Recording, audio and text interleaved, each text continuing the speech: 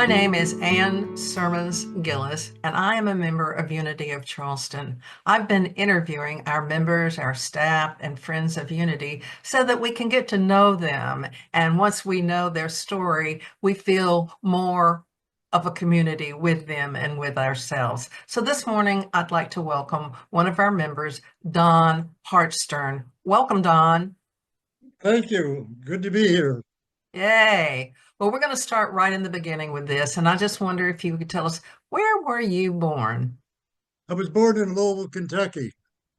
Ah, okay. Well, how did you get to, you live in the Charleston area now, right?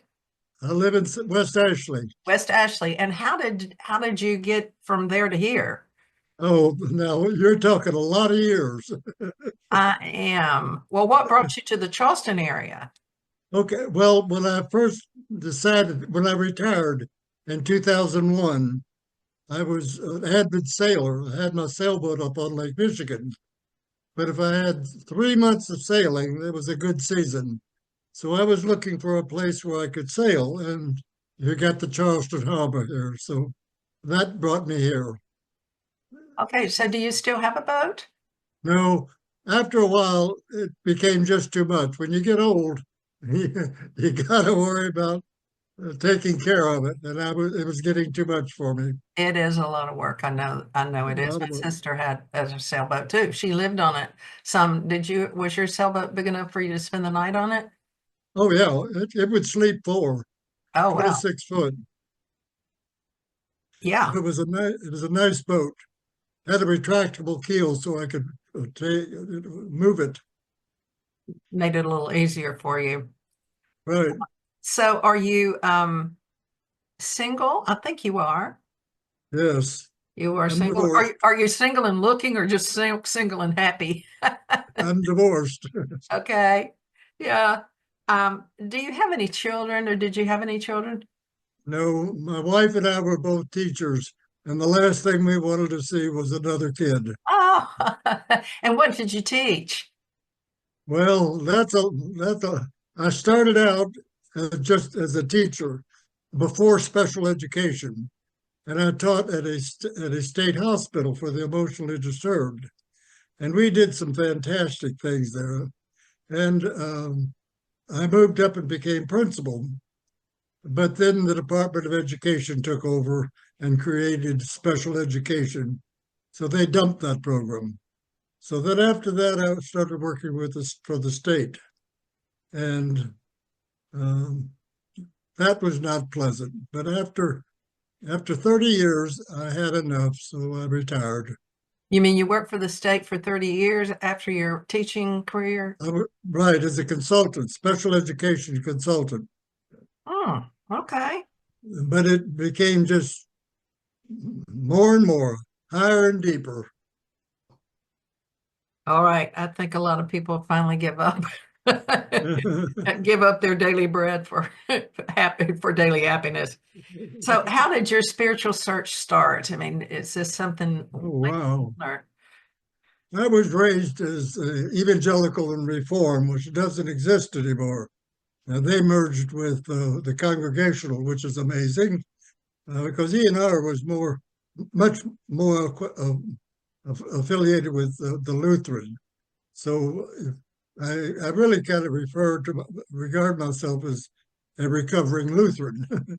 So and very fundamental. But Pastor Schlutt was just a wonderful person. But so when I moved, and I stayed with and I went to a Presbyterian college. So I had John Calvin shoved down my throat. So um, when I moved to Charleston is when I started experimenting for other kinds of faith. And I discovered unity. And that's when Marianne was there. And it was apparent when the first few minutes I had with Mary when she was there is that she was ready to go. So that was really, but I liked the message. I liked what she had to say. So then Ed came in, and that's when he really hooked me. So that's what brought me into Unity.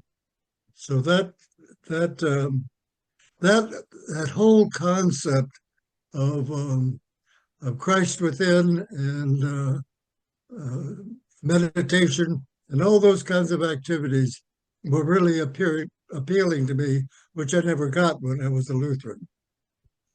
So I'm going to throw out a question from left field. Sure, sure. Coming into unity and learning the principles of unity and a different way of looking at spirituality or becoming spirituality itself, what kind of difference has it made in your life, in your behavior, in your emotions, or in your mental attitude? Oh, considerable because I no longer think that, God's up there and it's a puppet. Uh, and I also don't believe it's God as a person, which so I don't refer to God, I refer to spirit because he's all around me. But those are concepts that I learned in unity. So was that a shock for you to go from that anthropomorphic external Santa Claus God to what Yeah, unity believes? a shock. It was a relief Oh. not to have to worry about God up there pulling the string. Yeah, that gets some people, it's a hard transition sometimes to give up what we've been taught. Well, it's still not easy. You know, having Richard here has been so helpful because I've learned so much more about unity that I didn't learn from Ed. And he is such a learned man. So I'm learning a lot even more about unity with Richard.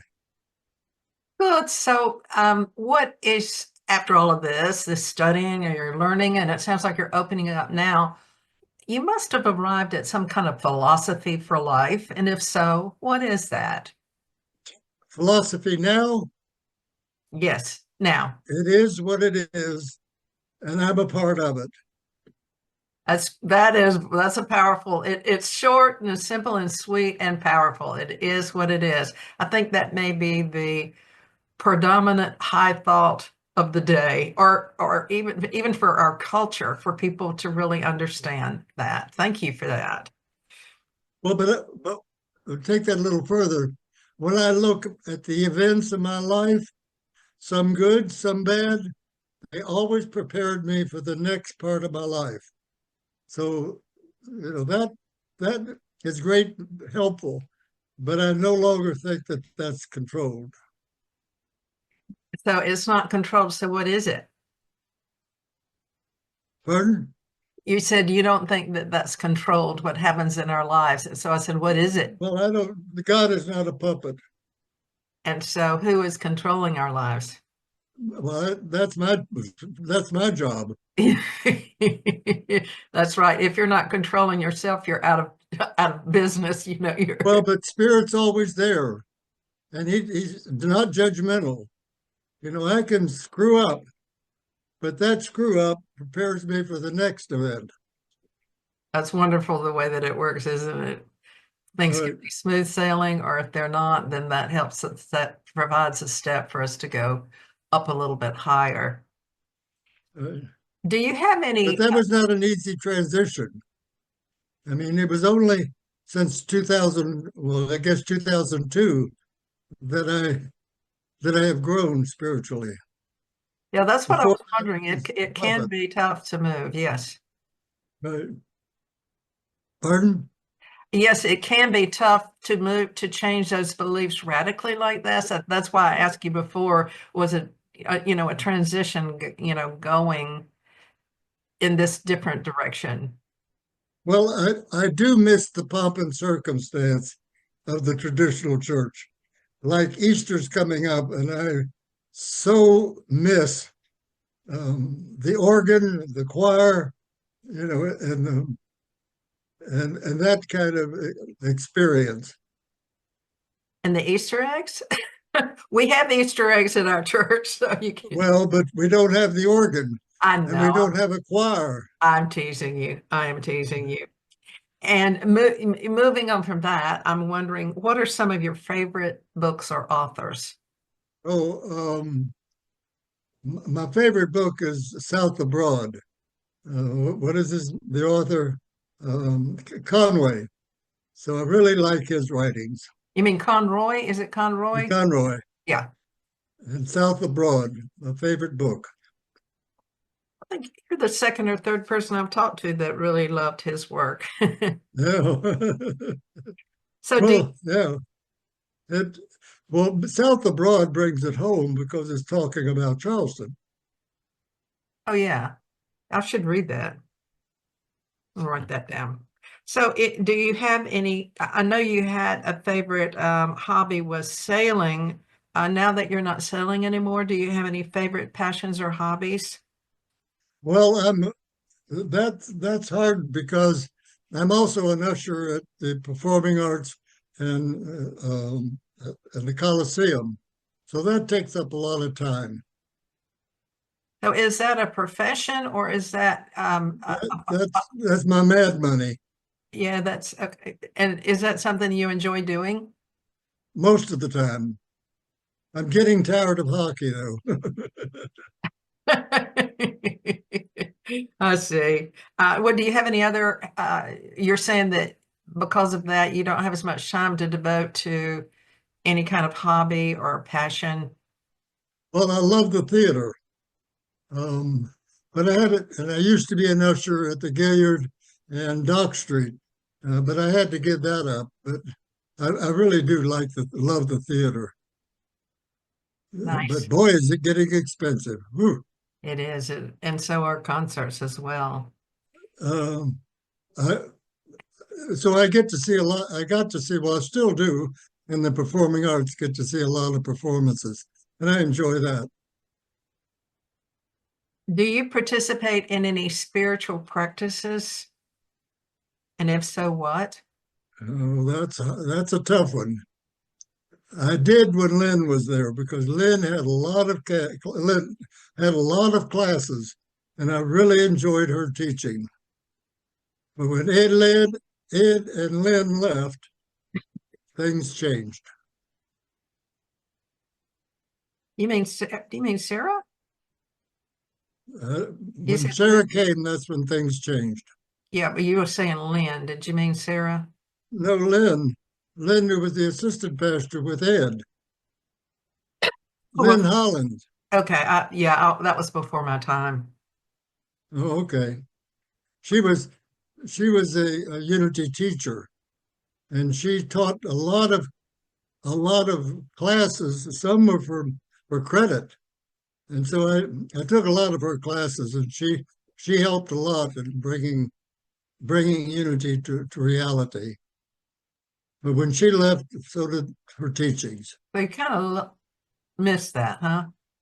Yeah, I'm looking forward to the possibility of a new pastor who will bring it back. Okay. All right. Well, I want to thank you so much for being with us today and wonder, is there anything else that you'd like to add to this or say in closing? Only that I'm glad that unity exists, and and I wish the teachings were more universal. When you say more universal, you mean more people knew about the teachings? Well, the concepts of unity, Christ within, you know, uh, this whole business is that Jesus saved me. Well, Jesus led me on the road, but he didn't save me. That's my job. Yeah.